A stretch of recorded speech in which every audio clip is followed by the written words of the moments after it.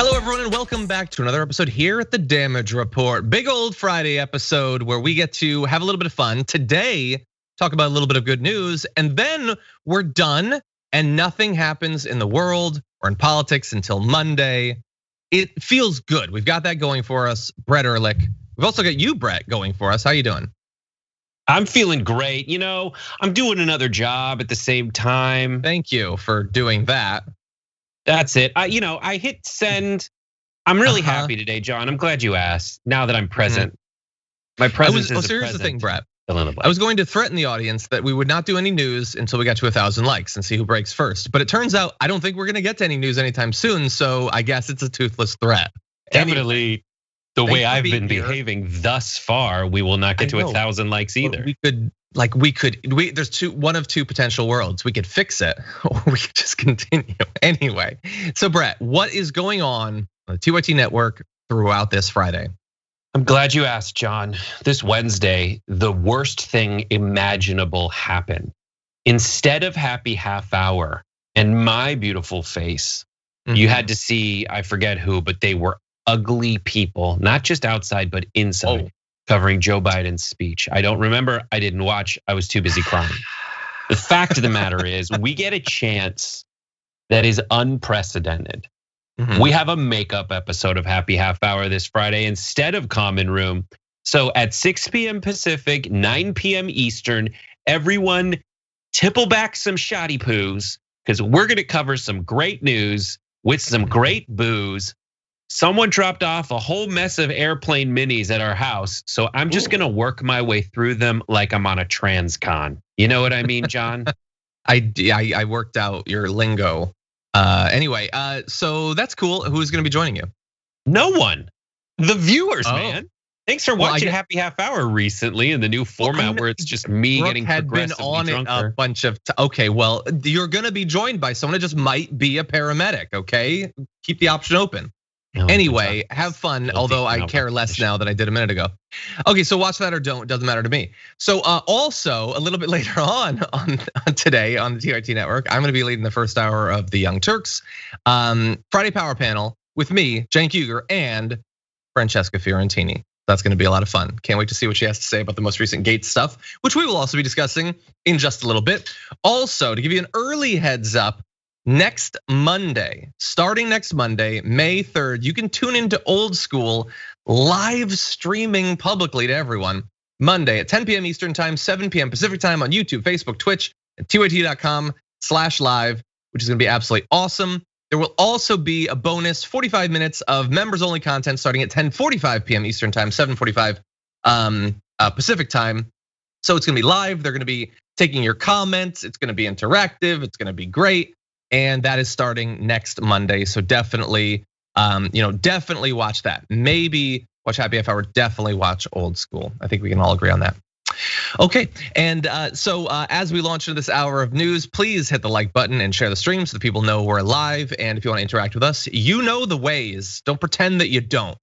Okay, with that, Brett, you want to jump into the news? Sure. Okay, let's do it. Ooh, things are not looking good for Matt Gaetz because the Daily Beast, which is an outlet that has had a number of different scoops in the ever devolving story of Matt Gaetz's hobbies, has a confession letter. And that was written by Joel Greenberg, his big political ally and the guy who apparently committed the most crimes over the past few years in the entire country.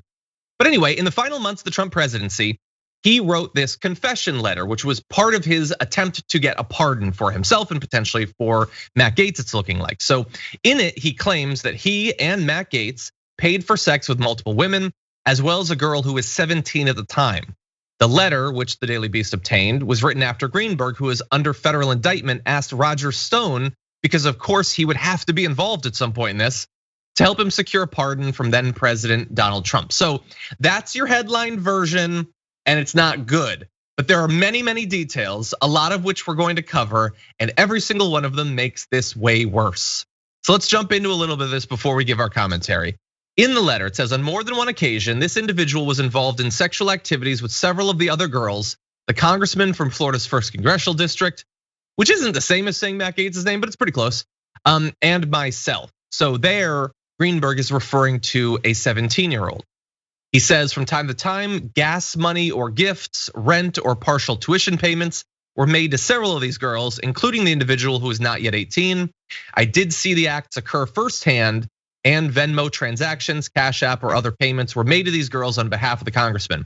So I don't know if that means that he saw himself pay, he saw Matt Gaetz pay, or he saw the sex firsthand. Presumably he saw some of it. For that sentence to make sense, he has to be talking about Matt Gaetz and the 17-year-old, doesn't he? Yeah, if he did witness Matt Gaetz having sex, he suffered enough. Like, you think we should let him off the time? Just looking at that, it's like, oh yeah, oh, like the tiny arms and the like wide torso. Oh yeah, baby, my dad got me off from a DUI. Let me pay it forward. This is only in reference to the people who were over 18 that he had sex with, because otherwise it's really gross. I am now suffering at least as much as Greenberg did in the satirical thing that you just did. Anyway, but yes, that appears to be what he's talking about there. Now, that's the letter. We have the letter, we have more details from the letter, we'll get to those. But we also have communications apparently between Joel Greenberg and Roger Stone. Now, what's funny about this is that they were communicating, and Roger Stone was apparently consistently wiping every surface that Greenberg and Matt Gaetz touched. No, he was wiping the conversation to like stop it from having a trail. But Greenberg was taking screenshots constantly, showing the deep level of respect and trust between these individuals back when they were working together. So they have this series of private messages starting in late 2020. So this is after the election, when publicly all of these people are saying that Trump is still gonna be president, but they knew that that wasn't true. So the race was on to get a pardon for all of the bad stuff you did. And we have some details, so we can bring it up. I don't know how visible it's gonna be. I'm realizing now, probably not so much. Okay, so I would translate, don't worry. So at one point, Roger Stone says, today's the day, we will know by the end of the day about the pardon. I think you sent me some document, but it disappeared. I hope you are prepared to wire me $250,000 because I am feeling confident. Please give me the money for the crimes I'm criming. No, it's not the crimes he's criming though. This is different. The Roger Stone angle is it not a crime? The Roger Stone angle, listen. Should it be a crime? Yes. Is it necessarily a crime? Not really. You pay your lawyer to get you out of legal jams. I love this because it was basically like Roger Stone woke up one morning and is like, sniffs around. Is there a creep somewhere in America? Yeah, I think there is a creep. And then he just like followed his nose to this creep, and then it's the best way to think about it is like Roger Stone is just messing with this guy because he's bored. Roger Stone is like, so what, you did some terrible stuff? And he's like, yeah. And Roger Stone is like, can you write it down? Wait, you're actually writing it down? Oh, well, you gotta send me this, man. Yeah, you definitely need to write it down. And no, but Brett, at one point, can you say it into this microphone real quick? Could you partake in this dramatic reenactment? No, at one point, Joel Greenberg says, it's like 18 pages. Should I make it shorter? And Stone's like, no, make it as long and detailed as it needs to be. Yeah, I like your theory, actually. This is definitely how things work around here. What you do is you pay me $250,000 in Bitcoin. Because the other thing is Greenberg's like, yo, can I send this in Bitcoin? Yo, do you take Doge? Do you take Dogecoin, bro? I'm a little bit worried that I'm not coming off as enough of a douche, so I'd really like to throw some spice on this thing. Like that's it. I think Ken Klippenstein was like, I just remembered a crime I committed, so I'm gonna confess it to the biggest rat effer in the history of the world. Like, well, that's partly true, but Roger Stone did protect Trump. He's barely human, but he does have that going for him. He was loyal to Trump more than most of the others. These guys are the guy. They're Orlando in The Wire, the guy who's not involved, but the one who wants to become a player. This is season 1. I might watch it sometime. Anyway, whatever. I get what you're saying. Okay, I won't spoil what happens to people in The Wire. But essentially, in that show from 2004, but essentially, The Sopranos, or any mob movie where there's guys who really think that they're cool enough to run with the real crew. And the real crew doesn't fully know what they're doing, but they've at least been doing it longer than these jag holes. Sure. And the jag holes are like, yo, I got an easy score. Is this how it works? And all they do is take advantage of these guys, like bless their little hearts. And meanwhile, these like the young kids on Sopranos that tried to become. I watched that episode. That kid later, I like to think it's the same universe where he then goes on to work for Samantha as her assistant. Like, or beforehand. You've lost me. Anyway, yes, I think that you're right.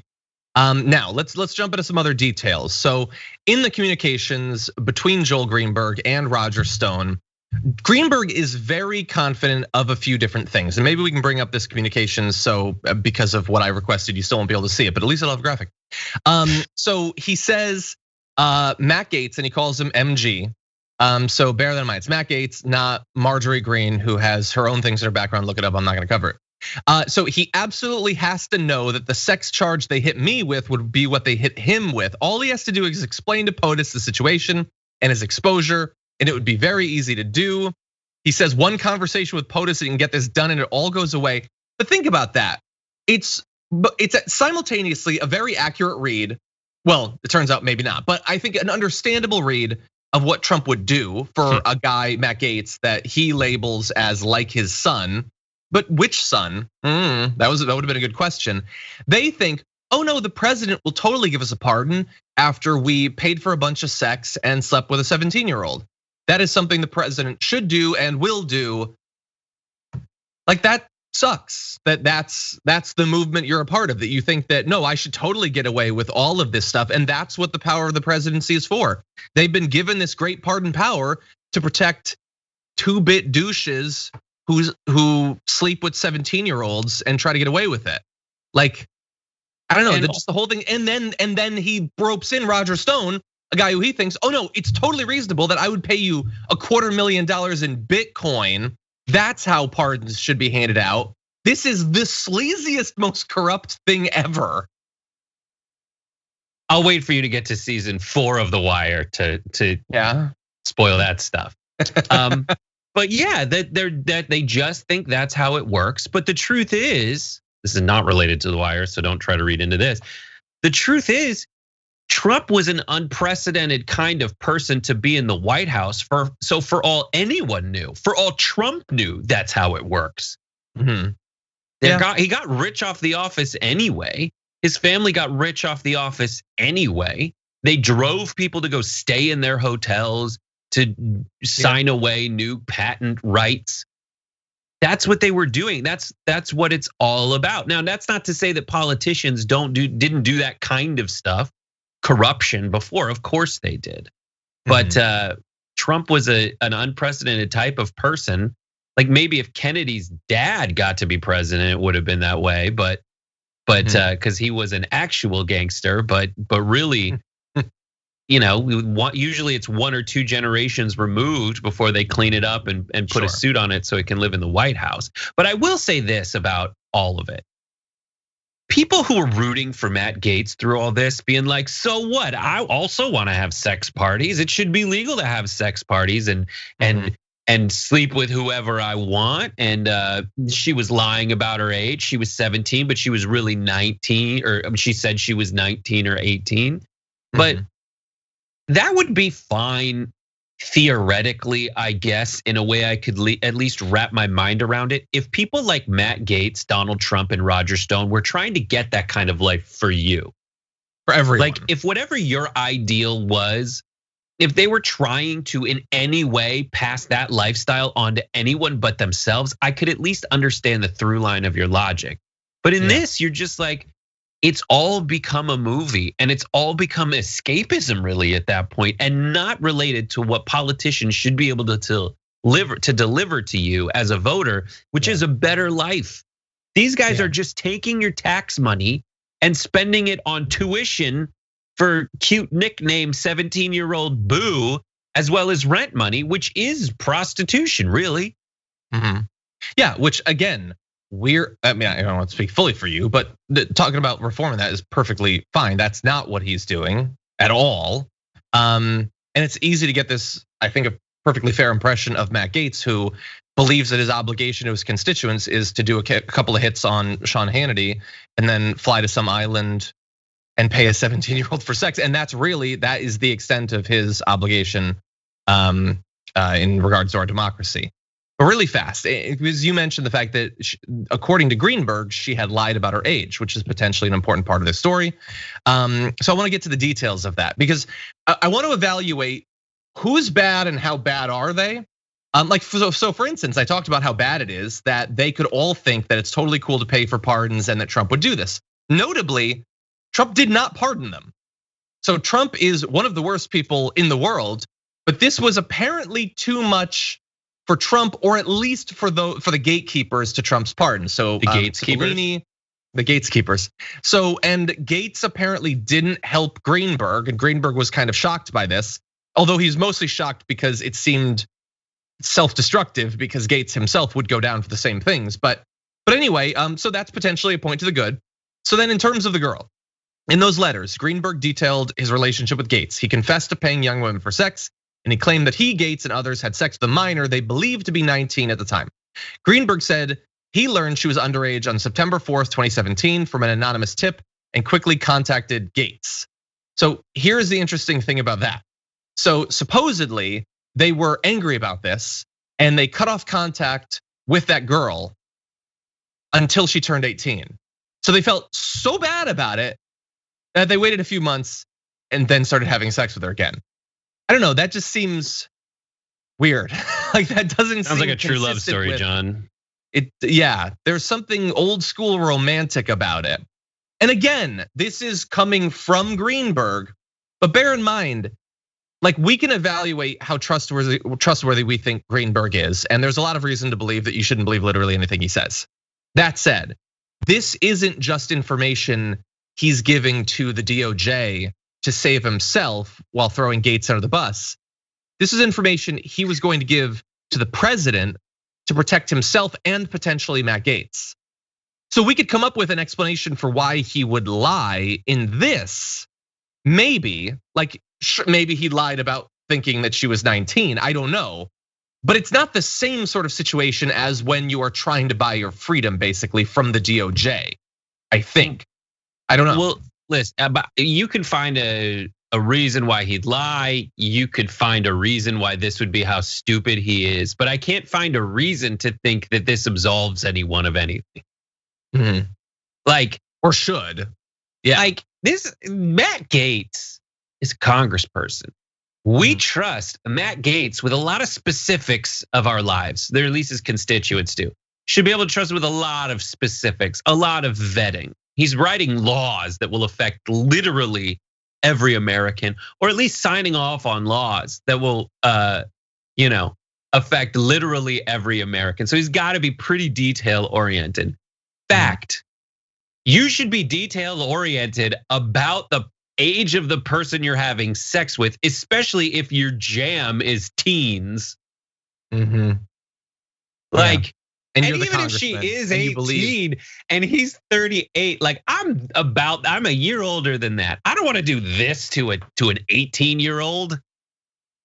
That's kind of you.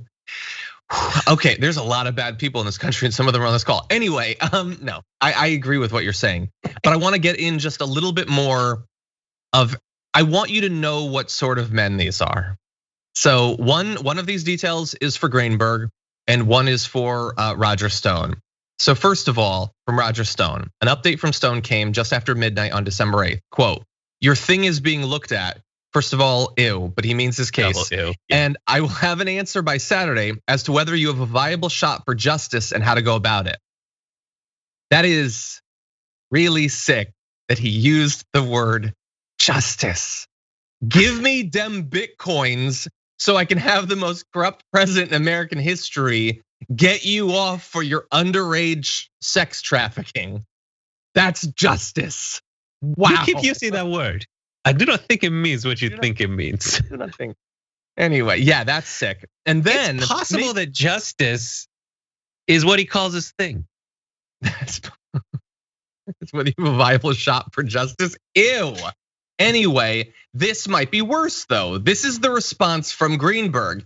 Thank you so much, Roger. I am very thankful for you. I pray that the Lord will help.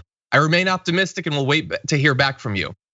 So look, I'm an atheist. Nobody cares what I think about religion, but I have to assume that if the Lord, the divine creator of man, the universe, and everything, cares about anything, it's not whether you get off with no consequences for underage sex trafficking, you sick weirdo. How could you invoke the name of the Lord?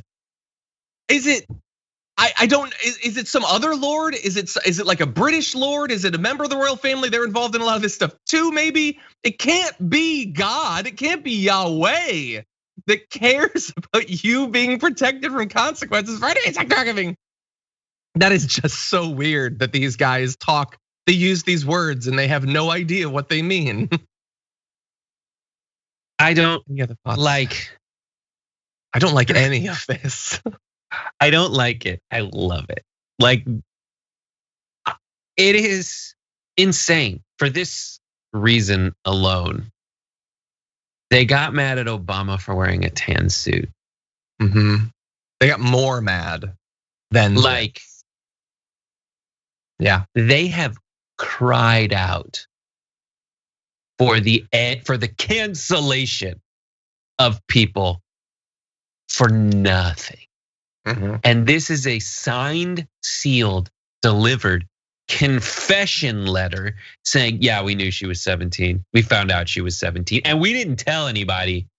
We just waited till she turned 18 to keep please pardon us. Why? Because, and just to crystallize it, like, when I found out she was 18, I stopped. Well, she was 17, I stopped. That's it. Oh, because if he admits that he found out that she was 17 and kept doing it, that's way worse. That's mens rea, like teens rea, pre-bat mitzvah rea.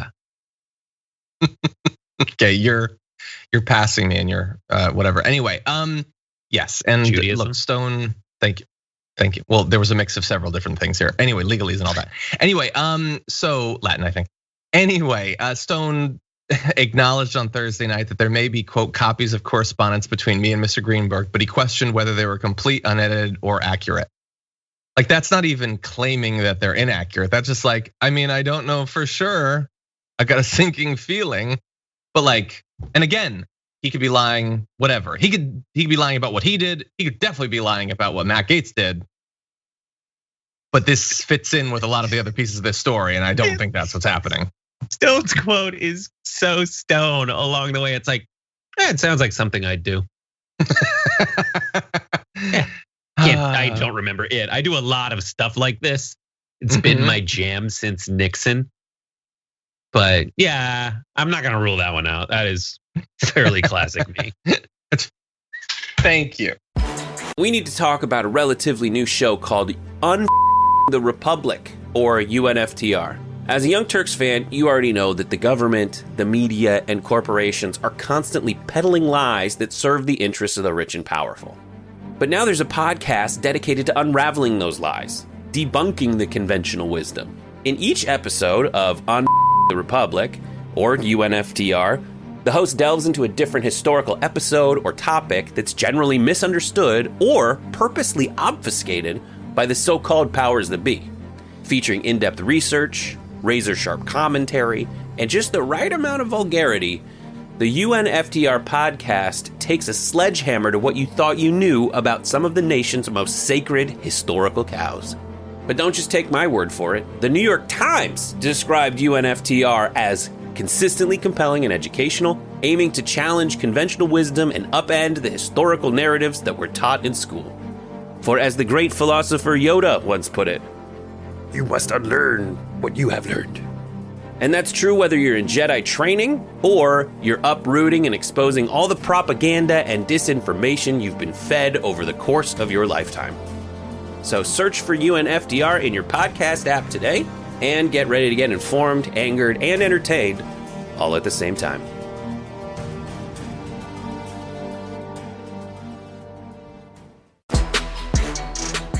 So it's been revealed that through Joel Greenberg's confession letter that Matt Gaetz did definitely pay for sex multiple times, including with a 17-year-old.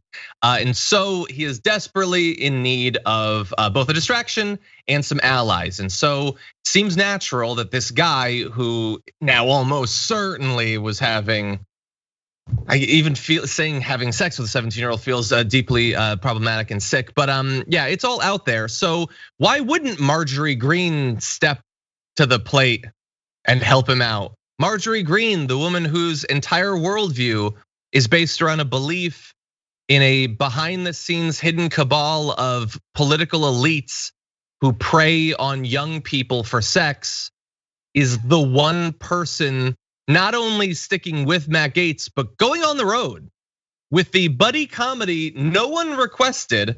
They're going on a rally and road trip. So she tweeted out something she announced on Steve Bannon's War Room, just to include one more abhorrent human in this. So they're gonna be doing this America First tour on May 7th. They're starting in the villages down in Florida, and they are attempting to send the message that they can't be canceled, that they're not gonna be quiet. And the infamy their critics attribute to them is translatable as fame and power in the conservative movement, at least until the cuffs go on. So Gaetz said in a radio ad to promote it, "The radical left is coming for you, and they know I'm in the way. Come stand with me as we fight back together against this radical president, his far left agenda." It's just so lazy, this whole, they're not coming for me, they're coming for you, I'm just in the way. What? Like you did all these crimes and there's an investigation. Most Democrats aren't even talking about it. What does that have? Like, they didn't do the sex trafficking, you did. Most of your constituents innocent of sex trafficking. Ugh. Listen, what do you think about Marjorie Green? No one's coming for Matt Gaetz. Let's be honest. And he's not coming for you unless you're under 18. I'm like, someone had to go there. And it's not gonna be like the respectable people you have on this show. Someone needed to do it, and I'm in a weird mood. So you were born in a weird mood, and you remain that way. So what about Marjorie Green, a person who still believes in the whole Q thing and save our children, all of that? Like, it really does seem like it's a thing that's easy to care about when it's hypothetical, but like as soon as more evidence, like this came out, like as the new revelations that he was doing this, that he paid a 17-year-old for sex, then was sort of bothered for like a month and then started paying her for sex again. Like, feel like it's a weird move for the Q person, but it doesn't, I can't assume that it's gonna hurt her support among Q people. Yeah, it's just like being a congressman isn't enough to get girls. You know what I mean? Like you gotta pay them. Being a rich, powerful politician is not enough. You've got to pay teenagers for doing it. Like that's just something that bears saying. That is so pathetic for all these people. Like, yeah, Matt Gaetz getting it done, cool guy, nice plaid suit. Like, no, you had to pay. Like, it's disgusting. We all know. Yeah, well, it fits into a general thing that he gives across, that this is not a serious person, this is not a person worthy of respect. This is a person who respects his constituents or his supporters. He was born into a situation that was easier, and he has abused the system to make it even easier ever since.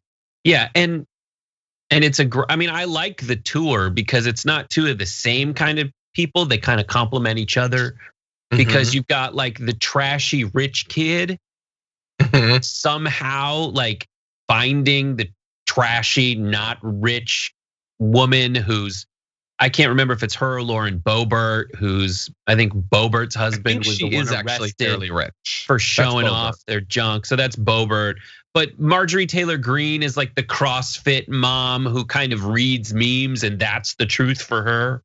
The kind of person who says research it, do your research, but the only research she does is like if there's a serif in the font, she's out. Like if there's a link in it even, she's out. She doesn't know how those work. If she doesn't want to stop that long in her Facebook feed while doing research. So she only does things that are like 9 words, and if 5G isn't there, she's out.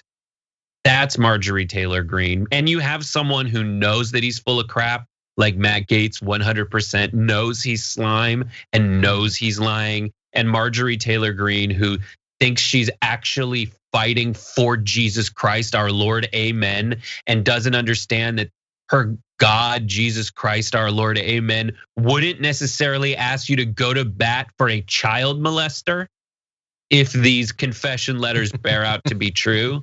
Like he's a child molester if that's the case. If the signed confession letter that wasn't obtained under penalty of torture is real, then he is a child molester. QAnoner. It's the people who always want to be contrarian, even if the thing that they're disagreeing with is a provable truth. They want to feel smarter than you. They think they're so damn smart. And the reason they're allowed to do that is because they don't really know anything. That's it. And they call us elitist at the same time that they're saying they're smarter than us. Yeah. It's a good grift when you pitch yourself as being part of a movement against the elitists, as you try to pay a guy that's been manipulating politics since Nixon $250,000 in Bitcoin to not face legal consequences for international sex trafficking. And it's fun. I mean, if you can believe that Tucker Carlson is some sort of populist, I guess you can believe pretty much anything. And they didn't even change the name of the tour from the name of the caucus they got in trouble for espousing Anglo-Saxon traditions, which not even Tucker Carlson could bail them out of despite trying. Yeah. Like you're still doing it. Come on, you gotta come up with another name. She wants to prove that she can make it work, that she can't be canceled.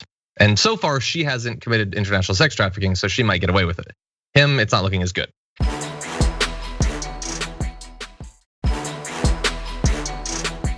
Joe Rogan has responded to the criticism he faced when he appeared to advocate for young people not getting the vaccine, even if they could, and it was free and available. Here is what he had to say. Corona for me was weird already. So I was like, I don't know, I'll just do that thing to not have it again. I bought into the system. I'm a sheep. Well, it's not being a sheep. I mean, there's some legitimate science behind this. It's not, this is like the thing about this whole thing, this people being upset at me. I didn't say, I'm not an anti-vax person. Right. In fact, I said, I believe they're safe and I encourage many people to take them. My parents were vaccinated. I just said, I don't think that if you're a young, healthy person that you need it. Their argument was, you need it for other people. So you don't transmit the virus. That makes more sense. So but that's a different argument. That's I'm a different young, conversation. not so healthy person. Okay, right. So, like in 6 different ways. So look, the fact that he is trying to sort of apologize, but not really, and he undercuts it in a million ways, I guess is progress. But that was God, that wasn't good in so many different ways. Hey, I'm not anti-vax. I know a person who once got a vaccine. No, like almost everybody does. Lots of people do. You have vaccines in your system. Stop treating it as if it's this weird niche thing. But I have a more important issue. But first, Brett, what do you have to say about that? There's this one of the best lines in sitcom history, because it's meta and perfect and reflects what happens on sitcoms every day, is from Boy Meets World, where Corey, in a kind of breaking the fourth wall moment, after learning yet another moral to a very basic lesson, goes, how can I learn so much every week and still be so stupid? That's it. It's just like, this guy is just a dude who sits there and has conversations with folks. And the thing that people like about him is he talks about putting people's faces through chain octagons or whatever. The whole thing I don't. Some of those words make sense, not necessarily in that order, but yes. All I know of UFC is it creates pockets of my neighborhood where I hear faint like, oh, from people watching it. Like, I'm like, it must be UFC season if they have a season. Yes. But the other thing is he just sits there and asks the questions and kind of goes through and does his little like little question and answer periods where he learns from folks. Sure. And that's his. He's like, I'm just asking questions. I want to learn. I'm an everyman. But like, how many times can you have these learning sessions and still have a baseline of stupidity? Like, or people go to school and they learn a little every day and they get smarter. That's the point. You're going to school every day, but you still manage to stay like right here. Well, look, hold on, Brett. Now, so as a general principle, I don't know if that's fair or not. I don't watch a show, but I will say what he says in that one clip, and we've got other clips coming, in that one clip doesn't look good because when you say, oh, you mean for other people? Okay, well, that's a different question. No, that's not a different question. That has very much been a part of this. And it's been a part of literally every other preventative measure having to do with COVID for over a year. Everybody knows about that, especially people who stay tuned to the news and are part of the cycle and all that. It's not just about you, although again, 21-year-olds can get COVID, suffer from it, and die. So let's really not throw that in the garbage because it's definitely still true. But the idea that you need to protect yourself, even if you might not get a bad case so that others won't, is very, very, very much not new to the vaccine. It's true of masks and social distancing and virtually everything that we've done. How could you not know that? Seriously, he has to have. And again, that tells me this is an evasion because he definitely knows that it's not just about yourself. Healthy people don't need this. No, healthy people take all vaccines because that's how vaccines work. You take them before you get sick so that you won't, or if you do, it won't be as bad. That's what a vaccine is. That's what makes it distinct in medicine. This isn't new. Vaccines aren't new. None of this is new. Why is he acting like this is new? That John, you're giving you too much credit because here's what's great about Joe Rogan is he tells you why he's wrong while he's being wrong. Like he continues it literally then, yes. He just said, oh, it's for other people, but that's a different argument. It's like, no. It's like, you told me that you understood it just now. You just told me that you get it. And then the next statement, that's a different argument. That's a different question or whatever is the opposite of what you just said you learned. Yeah. Well, no, and by the way, let's continue because you're gonna see more of that. But I do want to point out to the massive Joe Rogan fans who responded mostly on Instagram, it looked like, and had a massive issue with me pointing out that you should get the vaccine. Whether his apology or take back is any good, and I don't think it really is that good, but I'm acknowledging that he's at least doing it. I want you to acknowledge he's admitting he was wrong. So get off of me. He's admitting he was wrong. Anyway, here's a bit more of his kind of taking it back / also getting mad that anyone has expectations for him. Here's the thing, like all these people that are saying, and in many ways, listen, here's the thing. These are not like planned statements. Let's be real clear. Yeah. When I say something stupid, I'm not thinking about what I'm gonna say before I say it. I'm just saying it, right? I don't have an off-air and on-air voice. I don't. No. I have me. This is it. Yeah. Yeah. I got through the net and I'm swimming in open waters, okay? Yeah. And that's just how I live. Yeah. I don't like if you say you disagree with me, I probably disagree with me too. I disagree with me all the time. If someone said, you have, young, healthy, 21-year-old people who eat well and exercise are not at high risk for coronavirus, but you should think about other people. I would say, well, that's a different argument, and yes, that makes sense. But I would say, aren't those people vaccinated? And shouldn't we vaccinate the vulnerable people? Any medication, again, I'm not a doctor, I'm a moron. And I'm a cage fighting commentator who's a dirty stand-up comedian who just told you I'm drunk most of the time. And I do testosterone and I smoke a lot of weed. But I'm not a respected source of information, even for me. If I say things, I'm always going, check on that, Jamie. I don't know if that's true. I do that all the time. Right. But at least try to be honest about what I'm saying. Or what you feel. Yes. Yeah, that's what it is. Yeah, the issue is that medical facts don't care about your feelings. And whether you want to be a respected source for information or not, you should be in some sort of cosmic sense. You are very much, and you know that. I'm sure he would love to be able to just have a podcast and say whatever he wants and have no consequences. I feel like he's being honest in that. But that isn't the world we live in. And people do listen to what he says. A certain type of guy does listen to what he says. And that is just reality. That's reality. So you can be responsible or you cannot, but you don't get to just say, nobody listens to what I say. Lots of people do. That's why you were paid like $100 million to change platforms. Lots of people do. That's just reality. Yeah, I get, like, it's so hilarious to me. Like, I'm not mad at Joe Rogan for this. Like, I can't be. He just said all those words. The folks that are mad at me for pointing out how stupid he is, I don't understand that. It's similar to what you just said, because he pointed it out. Like, don't be mad at me for being right about this. He just told me that I'm right about this. I was right about this. Like, and in his discussion, he's like, whatever.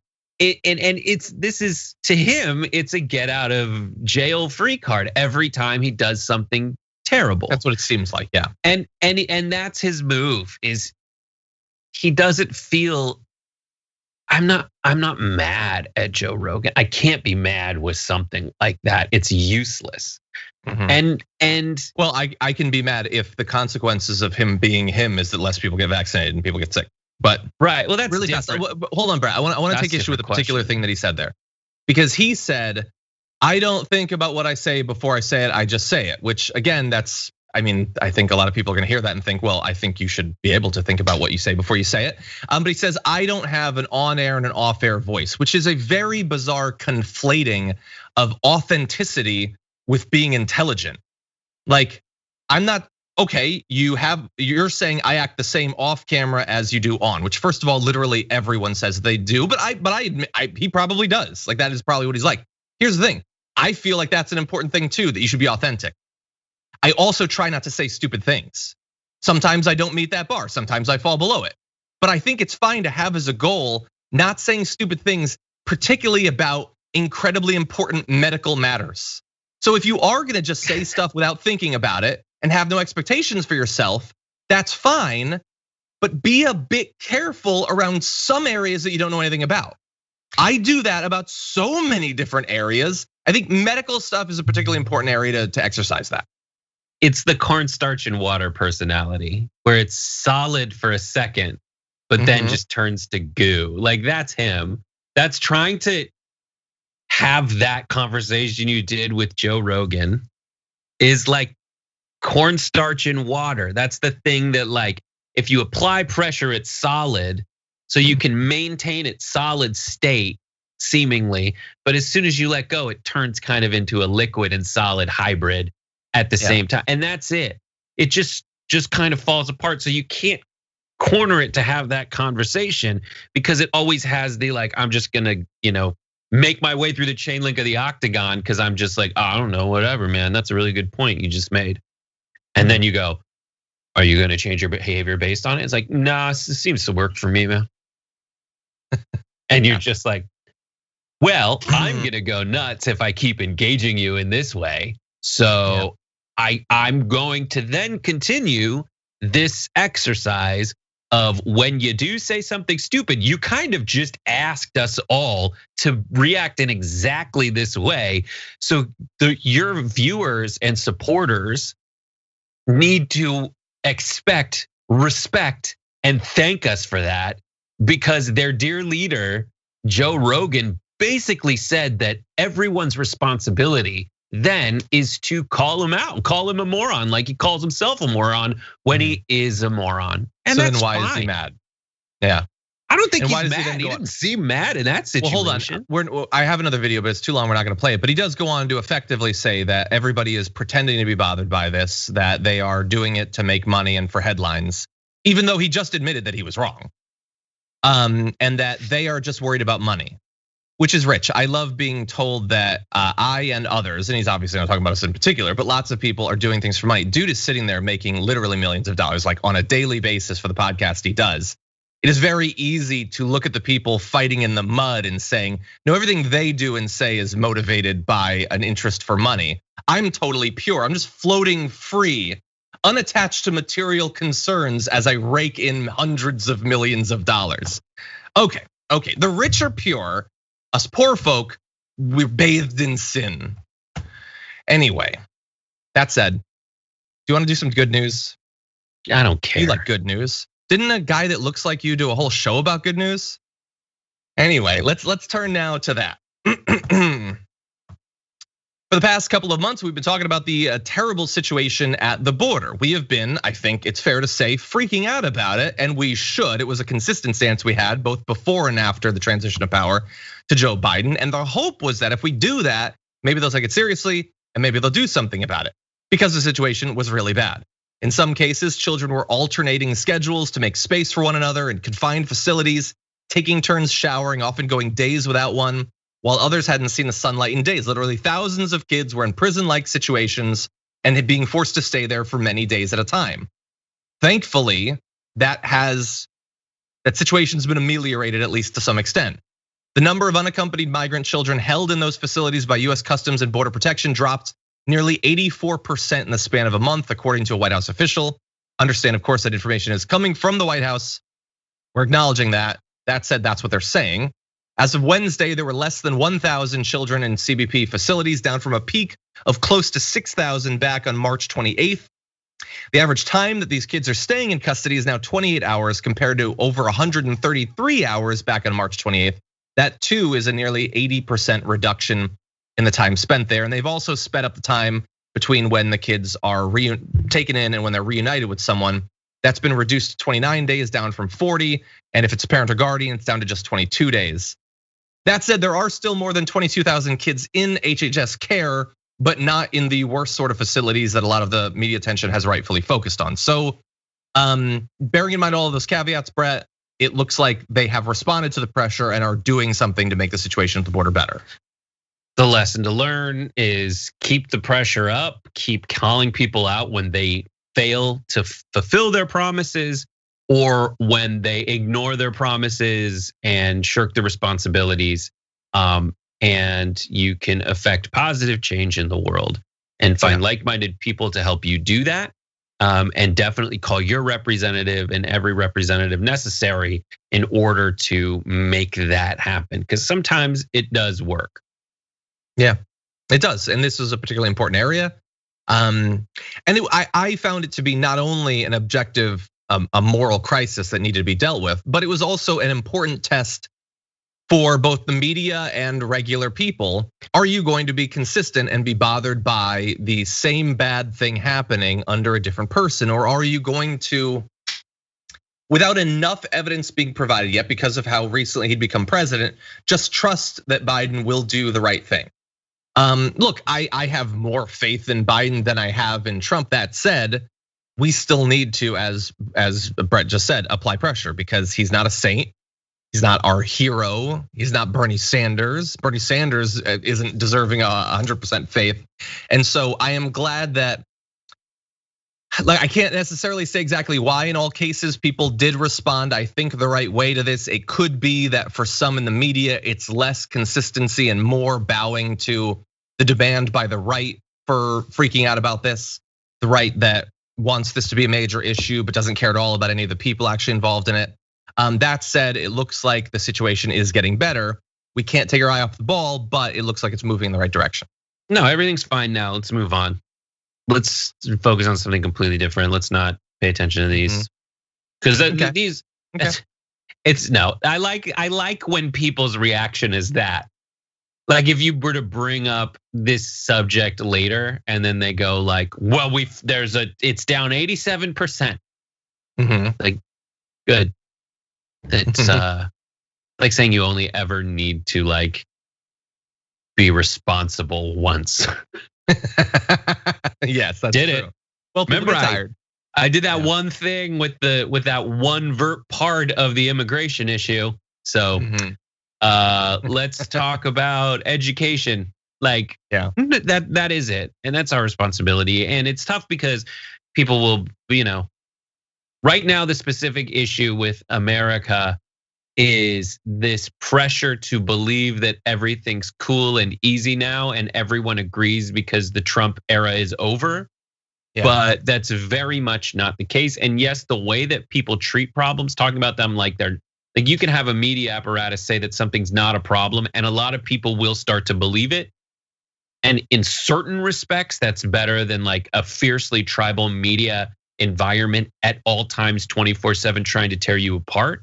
But the the damage done by that, the kind of casualties of that dynamic are folks that really do need you to sound the alarm because their lives are still on fire.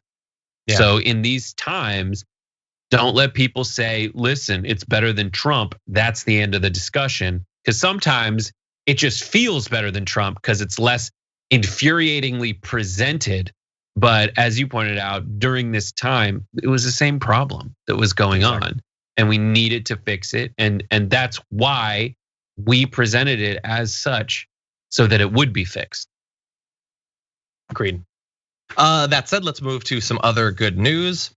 New study out of Tufts indicates that the surge in voting in the last election was also quite prevalent in the younger voters. So they show that half of Americans aged 18 to 29 cast a ballot in the 2020 general election, one of the highest youth voting rates in recent history, and an 11-point increase from 2016, a cycle that felt like it had a lot of youth involvement. 2020 did eclipse it. Young people exceeded national increases in voter participation. So this isn't just like everybody was voting more. Everybody was voting more, but young people were voting more than the other people who were voting more, which is, I think, what we want to see, especially because historically, always younger people vote at basically the lowest rates. And because politics not only affects them, but arguably will affect them for far longer, the decisions that are made by any given administration, it is important that they're involved. And I don't know if this is a particular effect of Trump or the pandemic. We have some evidence that it might be legal changes, but it's good to see that they got involved. Hopefully that is, an omen, like some sort of sign that they will continue to stay involved. Yes, it is good that young people are involved. It's not so bad, is it? It's not that hard, right? A couple things that are working against the ability for the likelihood that young people will still exercise the franchise in future election cycles. One, politics isn't as front and center right now. People aren't paying as much attention to it. It is very tempting to what I said earlier. We solved that problem. We solved the Trump problem. I never have to worry about another thing again. That's not the case. The things that led to Trump, many of which are born out of restrictions to voting, are now being doubled down on. Exactly. In new voting initiatives that prevent people from being able to vote. So it was easier this time because everyone was like, you're home. You can send in a ballot. You can vote earlier and longer. Those options are not going to be options next time around if these gerrymandered Republican legislatures have their way. Why do I say gerrymandered Republican legislatures? Look at Florida. Florida was a pretty close vote. If you look at in the general election, and has been technically a swing state as states go. But if you look at the representation in the legislature, it's like 87 to 17. Republican to Democrat. They draw those lines so that it's easy to pass those laws. The reason they've been able to do that is because they've increased their foothold. They got a foothold in gerrymandering and increased their advantage over time. And then they're gonna keep doing that because no matter who's president, they still control the state legislatures, and the census goes down, and then they use that to draw state their districts on state lines or on party lines. So that's one thing. And then the other thing is, like, you just need to make sure that you find ways to care still, right? I do like but I do also, the other part is just like, it wasn't so hard. It's gonna be a little harder, but it wasn't that bad. And it probably felt pretty good to go in there and say, I actually did cast my vote. And remind yourself that this last election was determined really by 30,000 people in like 3 states. That was the margin as our electoral breakdown goes. So, and that's going to get harder next time around. But it doesn't have to. Obviously, Republicans are trying and have already passed bills in a number of states. One we're going to mention in just a second. But in theory, the Democrats could pass HR 1. We'll see if that actually happens. That would help to stop a lot of the strike back against voting rights. Like this isn't a segment that we have of good news, but there are lots of people, Republicans, that see this and think that's the worst news possible. I hate that, and I will stop that in future elections.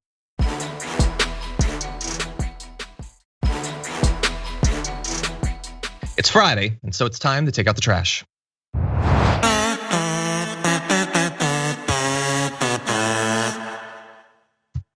One of these weeks, we're gonna talk beforehand to find out who's going first, but not this week. Brett, would you like to give us your garbage person first? Sure, I will give you my garbage person first. This is a great garbage person, and I think this is enough time in the event they didn't have a chance to set up that video before it was time to play. All right. So my garbage person is a dude from a show put out by the Daily Wire called Backstage. Now, what is Backstage? It is when a bunch of hosts from Ben Shapiro's Daily Wire sit in a fancy ass lounge with fancy lighting and a fancy camera, drinking fancy whiskey that they have to Greek out the label of, and smoking fancy cigars to tell you really what would make America a more equitable society. And one of the dudes kind of interrupted Ben Shapiro's rant about an equitable tax structure to make this point. Garbage. When Joe Biden decides that your boss needs to be taxed out of existence in order so that he can determine where the dollars go, this jackass who's never created a single job in his entire life. The people who don't pay their fair share in this country are the poor. We need to raise taxes on the poor. I'm not joking. I'm not joking. The poor in this country pay zero. The lower middle class in this country pay net zero. So we have a group of people who pay no taxes, a group of people who pay no net taxes, a group of people who pay all the net taxes. And his argument is that it's category 3 who don't pay their fair share. Fair share means your percentage of taxes. We've determined that there are some people who shouldn't pay any percent of taxes. The only fair taxing system is one in which everyone pays. It's fair when you earn your views and they're not bought by D-bags who finance your entire operation. Yeah. This is just to point out what kind of garbage that dude is. It's Ben garbage. Shapiro thought it was so insane that he thought it was a joke. And so did whatever his name is on the other side, the guy who like gets hired by Ted Cruz to sit there and interview him on the Ted Cruz question and answer hour. I forget that dude's name, and thank God. But like, left? See right there, that was that reaction on his face was him being like, "Oh, this guy isn't joking." So now I have to pretend that I knew that the whole time. And I think the reason he believed that is because that is a room where those guys actually go and have a really fun, cool time with really cool, awesome guys. It's a laugh a minute. And so they just assume, oh, we're having more fun jokes in this place where we have real pleasure with each other's company because we're not all awful and doing this for the money. So that's probably why. They're sitting in club chairs, drinking. They're smoking cigars. They don't want to smoke cigars. They have to smoke cigars.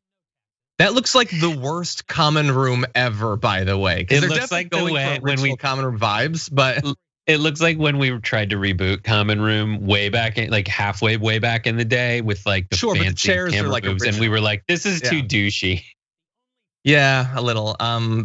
We had fun people though, at the very least. But anyway, no, it's a terrible point. It's a point that he can't even really try to justify. That's why he says, you know what the poor pay? The poor pay zero. And then he moves on really quickly. The poor pay zero what? Zero tax? No, that's not true. And you know that it's not true. What you mean is they pay zero federal income tax on, and the category you're talking about there is people who make less than $13,000 a year.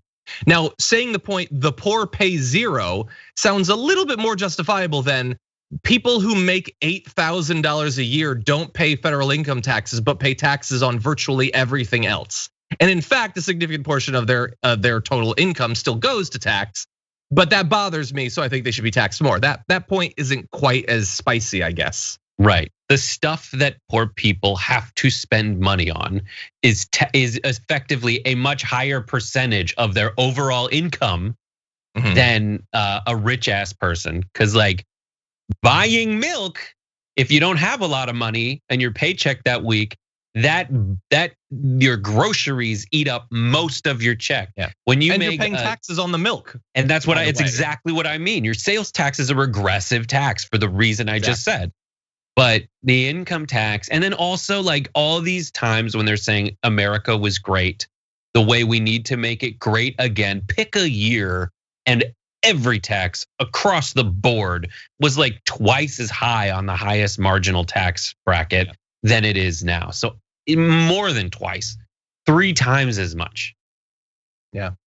Well, I think there's 2 amazing things that just happened there. One is acknowledged by, let's see, we have Andy in the YouTube chat says, if Ben Shapiro isn't the biggest knob on the stage, you've achieved something noteworthy, which is definitely true. I think Ben Shapiro briefly realized, wait, is this how people feel about me?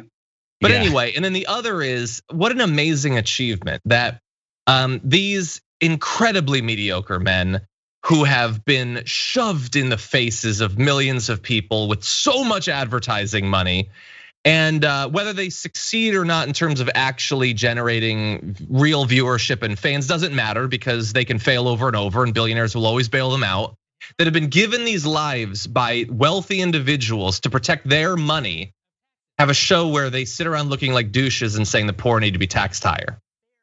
And they might even be successful in getting some poor conservatives to think, hey, yeah, they're right.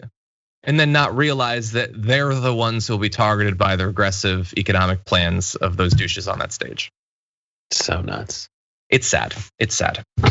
Great garbage person. And in fact, that was sort of a bonus because you got like 5 garbage people in there actually. But now we turn to mine. For my garbage person of the week, I don't have a person, I'm cheating. I have the entire state of Florida. You're all going in the trash, or at least mostly your political representatives. If you just live there, I guess you're not responsible. There is gerrymandering and all that. There's a few different reasons that Florida could be going in the trash that it's not specifically going. Like for instance, when they passed their new bill banning trans women and girls in school sports, they were just another state to do that recently. Isn't that fun? They care. They care so much about young people and about women's sports that they just had to do that. It could be because they just today, I think, or last night passed their elections bill that adds new restrictions to voting. Because a lot of people voted and they can't have it. They don't want that. And so they're striking back in a ton of different ways to make it as difficult as possible to vote.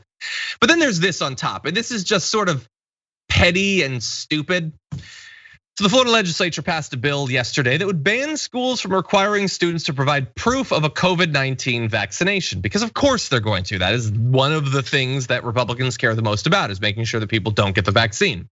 The issue is that state schools in Florida already require students to submit proof of vaccinations and immunizations in order to attend public school, and they have for literally decades. For a ton of different things. You have to show that you have the required shots for the measles, mumps, rubella, polio, chickenpox, hepatitis B, and multiple others. So far as I know, none of these Republicans, whether they're voters or the legislators, have ever had a problem with that. But now it's like trendy to pretend that it's some big issue that a kid would have to get a shot so that the kid doesn't get sick, doesn't get other kids sick. Oh, I don't know, gets their 75-year-old social studies teacher sick and then they die. Now it's crazy.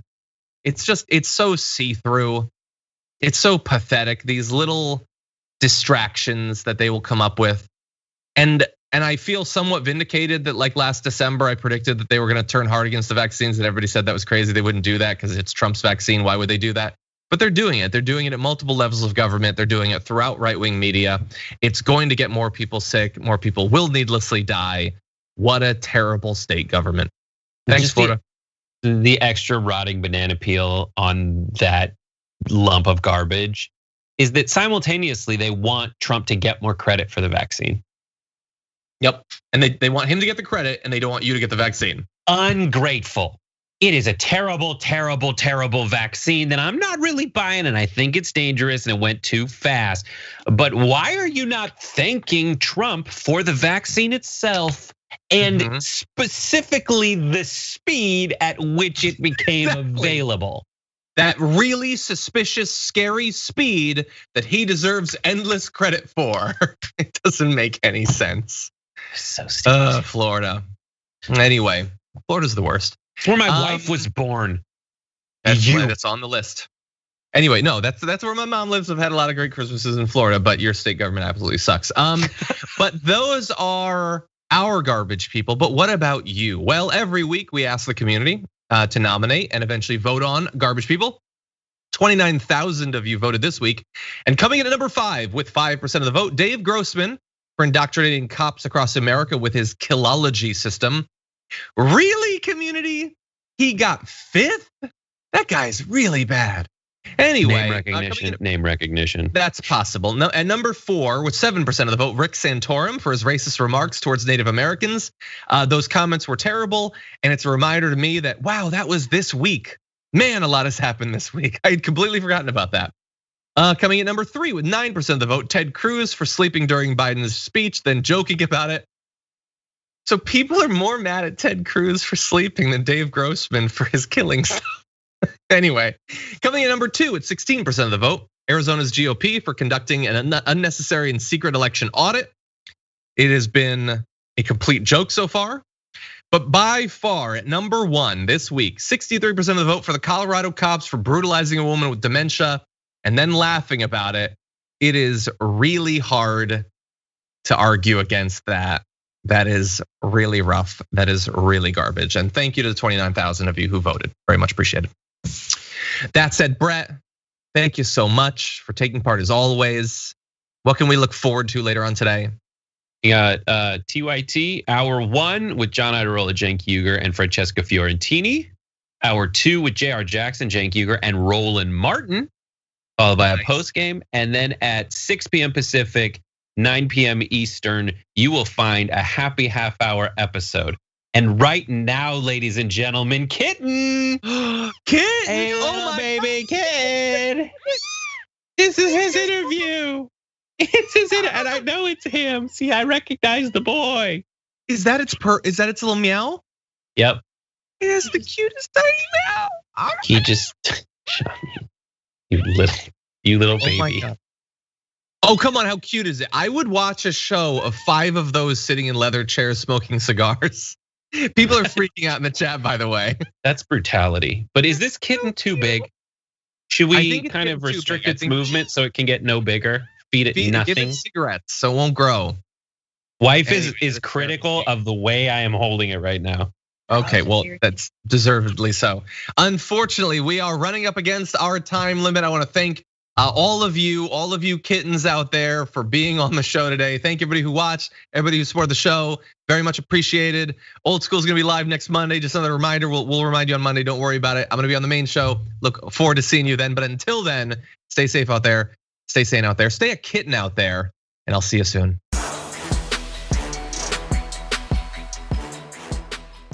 Thanks for listening to the full episode of The Damage Report. Support our work, listen ad-free, access members-only bonus content, and more by subscribing to Apple Podcasts at apple.co/TYT. I'm your host, John Iadarola. I'll see you soon.